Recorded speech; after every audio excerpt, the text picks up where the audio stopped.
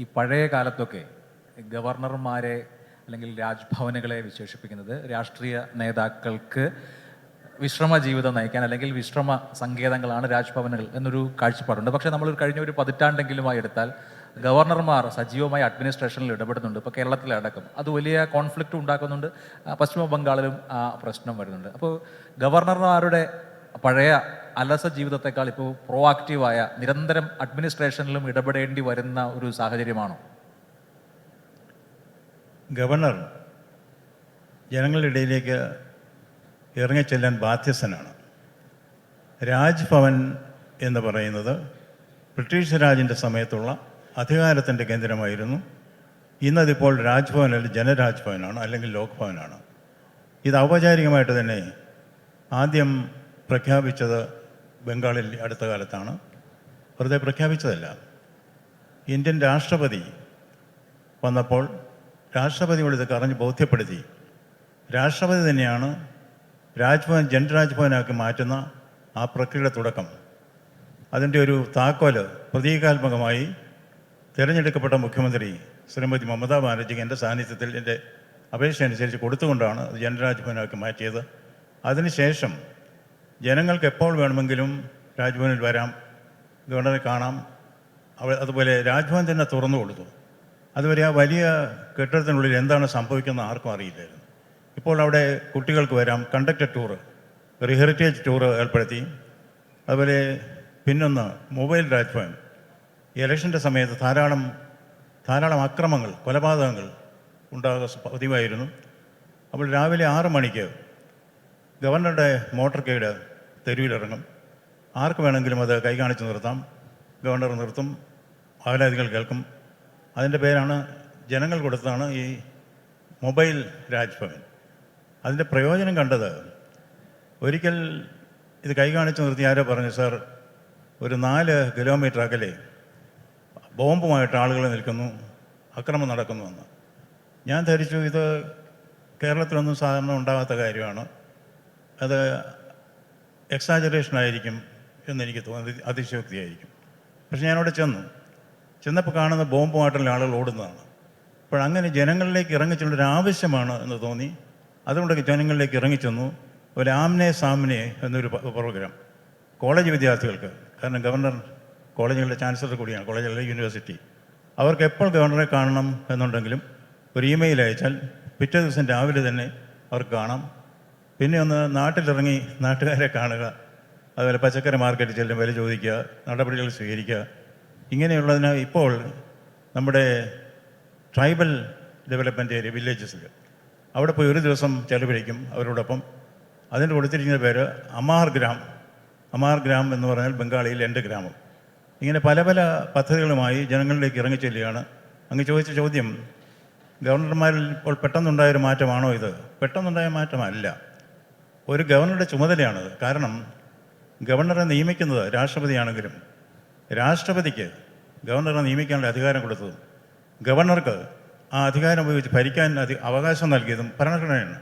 ഭരണഘടന തുടങ്ങുന്നത് തന്നെ we the people of India give to ourselves this constitution എന്നാണ്. ഇന്ത്യയിലെ ജനങ്ങളായ നാം നമുക്കായി നൽകുന്ന ഭരണഘടനയാണ്. അപ്പോൾ ജനങ്ങൾ ഭാരമേൽപ്പിച്ച, ജനങ്ങൾ ചുമതല തന്ന, ജനങ്ങൾ അധികാരപ്പെടുത്തിയ ഒരു ഗവർണർ എന്നുള്ള നിലയ്ക്ക് ഒരു ഗവർണറുടെ ഒന്നാമത്തെ കർത്തവ്യം ജനങ്ങളോടാണ്, രണ്ടാമത്തെ കർത്തവ്യം ജനങ്ങളോടാണ്, മൂന്നാമത്തെ കർത്തവ്യവും ജനങ്ങളോടാണ്. ഇപ്പോൾ അങ്ങ് ദീർഘകാലം ബ്യൂറോക്രസിയുടെ ഭാഗമായി അതിൻ്റെ ഏറ്റവും ഉയർന്ന തലത്തിൽ പ്രവർത്തിച്ചിട്ടുണ്ട്, മുഖ്യമന്ത്രിയുടെ പ്രിൻസിപ്പൽ സെക്രട്ടറി അടക്കമുള്ള പദവികളിൽ കേരളത്തിലും. അപ്പോൾ ആ കാലഘട്ടങ്ങളിൽ ഗവർണർമാർ വഹിച്ചിരുന്ന റോൾ, അല്ലെങ്കിൽ ആ കാലഘട്ടങ്ങളിൽ ഗവർണർമാർ ഇടപെട്ടിരുന്ന രീതി ഇപ്പോഴത്തേതുപോലെ തന്നെയാണോ, അതോ ഇപ്പോൾ കൂടുതലായി ഗവർണർമാർ ഇത്തരം വിഷയങ്ങളിൽ, ഭരണപരമായ കാര്യങ്ങളിൽ ഇടപെടുന്നുണ്ടോ? ഒരു എക്സ്പീരിയൻസ് എന്നുള്ള നിലയിൽ എങ്ങനെയാണത്? ഗവർണർമാരുടെ ചുമതലയെക്കുറിച്ച് 2 വ്യത്യസ്ത സങ്കല്പങ്ങളുണ്ട്. ഒന്ന് ആക്റ്റീവ് ഗവർണർ, 2 പാസീവ് ഗവർണർ. ഒരാൾ ആക്റ്റീവ് ഗവർണർ ആവണോ പാസീവ് ഗവർണർ ആവണോ എന്ന് തീരുമാനിക്കേണ്ടത് ഓരോ വ്യക്തിയുടെയും പ്രിഫറൻസാണ്. അവർ അതിൻ്റെ മുൻഗണനാ ക്രമത്തിൽ തീരുമാനിക്കുക. ഞാൻ എപ്പോഴും ആക്റ്റീവ് ഗവർണറുടെ ഭാഗത്ത് നിൽക്കാനാണ് ആഗ്രഹിക്കുന്നത്. ജനങ്ങൾക്ക് വരാനും ആവലാതികൾ നൽകാനുമുള്ള അവസരം ഉണ്ടാക്കി കൊടുക്കണം. അതുപോലെ സംസ്ഥാനത്തിൻ്റെ വികസനത്തിന് ഗവർണർക്ക് വലിയ പങ്ക് വഹിക്കാനുണ്ട്. അല്ലാതെ ഗവർണർ നോക്കുകുത്തിയായി ഇരിക്കേണ്ട ആളല്ല. കാരണം ഒരു ഗവർണർ സത്യപ്രതിജ്ഞ ചെയ്യുമ്പോൾ അതിന് രണ്ട് ഭാഗമുണ്ട്. ഒന്നാം ഭാഗം, ഞാൻ ഇന്ത്യൻ ഭരണഘടന, I will defend the constitution of India. രണ്ടാം ഭാഗം, ആ സംസ്ഥാനത്ത് ജനങ്ങളുടെ ശ്രേയസ്സിന് വേണ്ടി പ്രയത്നിക്കുമെന്നുള്ളതാണ്. ഈ രണ്ടും ചേർത്ത് വായിക്കുമ്പോൾ ഒരു ഗവർണർ ജനങ്ങളുടെ ഇടയിലേക്ക് ഇറങ്ങിച്ചെല്ലണം, ജനങ്ങൾക്ക് ഭയം കൂടാതെ ഗവർണറെ കാണാൻ കഴിയണം, ഗവർണർ ഒരു ഫ്രണ്ട് ഫിലോസഫർ ആൻഡ് ഗൈഡ് എന്നുള്ളൊരു തോന്നലുണ്ടാക്കണം. ആ രീതിയിൽ പ്രവർത്തിക്കാനാണ് വ്യക്തിപരമായി എളിയവനായി എനിക്ക് താല്പര്യം. അതൊരു കോൺഫ്ലിക്റ്റ് ഉണ്ടാക്കുന്നുണ്ട് എന്ന് എപ്പോഴെങ്കിലും തോന്നുന്നുണ്ടോ? ഇപ്പോൾ കേരളത്തിൽ മുഖ്യമന്ത്രി ഒരിക്കൽ ഗവർണറെ ബ്രിട്ടീഷ് ഭരണകാലത്തെ റെസിഡൻ്റ് അല്ല ഗവർണർ എന്ന് ഓർമ്മിപ്പിച്ച ഒരു ഘട്ടമുണ്ടായിരുന്നു, അന്നത്തെ കേരള ഗവർണറെ. ഇപ്പോൾ അങ്ങേക്കും വെസ്റ്റ് ബംഗാളിലെ ഭരണകൂടവുമായി, മമതാ ബാനർജിയുമായി ഒരു പൊരുത്തമില്ലായ്മയിലേക്ക് പോകേണ്ടി വന്ന ഘട്ടങ്ങളും സന്ദർഭങ്ങളും ഉണ്ട്. അപ്പോൾ ഗവർണർമാർ വളരെ സജീവമായി പൊതുരംഗത്ത് ഇടപെടുന്നത് ഒരു കോൺഫ്ലിക്റ്റ് തിരഞ്ഞെടുക്കപ്പെട്ട സർക്കാരുമായി ഉണ്ടാക്കുന്നുണ്ടോ? അത് ഗുണകരമാണോ? കേരളത്തിൽ മുഖ്യമന്ത്രി ഗവർണറെ കുറിച്ച് അങ്ങനെ പറഞ്ഞു. ഞാൻ ഇവിടുത്തുകാരനല്ല, മാവിലായക്കാരനല്ല, ഞാനിത് കേട്ടില്ല. ബംഗാളിൻ്റെ കാര്യം പറയാം. എൻ്റെ അഭിപ്രായത്തിൽ ഒരു ഗവർണർ ഒരിക്കലും മുഖ്യമന്ത്രിയുടെ പാതയിൽ വിലങ്ങുതടിയായി നിൽക്കാൻ പാടില്ല. കാരണം ഇന്ത്യൻ ഭരണഘടനയ്ക്ക് രണ്ട് തലങ്ങളിലൂടെയാണ് കോൺസ്റ്റിറ്റ്യൂഷണൽ അതോറിറ്റീസിനെ സൃഷ്ടിക്കുന്നത്. ഒന്ന് ദി എലക്ഷൻ, രണ്ട് നോമിനേഷൻ. ഇത് രണ്ടും ബോധപൂർവമായിട്ട് തന്നെയാണ് ഭരണഘടനാ വിധാതാക്കൾ അതിൽ ഉൾപ്പെടുത്തിയത്. മുഖ്യമന്ത്രി എലക്ഷൻ റൂട്ടിലൂടെ വരുന്നു, ഗവർണർ നോമിനേഷനിലൂടെ വരുന്നു. ജനാധിപത്യത്തിൻ്റെ അന്തസ്സത്ത പൂർണ്ണമായി എടുക്കുമ്പോൾ എൻ്റെ അഭിപ്രായത്തിൽ the elected chief minister should be the front face of government, not the nominated governor. ഈ ഇംഗ്ലീഷിൽ പറയുക good fences make good neighbours. അത് വളരെ ശരിയാണ്. ഭരണഘടന ചില ലക്ഷ്മണ രേഖകൾ വരയ്ക്കുന്നുണ്ട്. അത് ഗവർണർക്ക് ചുറ്റിനും വരയ്ക്കുന്നുണ്ട്, മുഖ്യമന്ത്രിക്ക് ചുറ്റിനും വരയ്ക്കുന്നുണ്ട്. രണ്ടുപേരും ആ ലക്ഷ്മണ രേഖ കടക്കാതിരിക്കുന്നതാണ് നല്ലത്.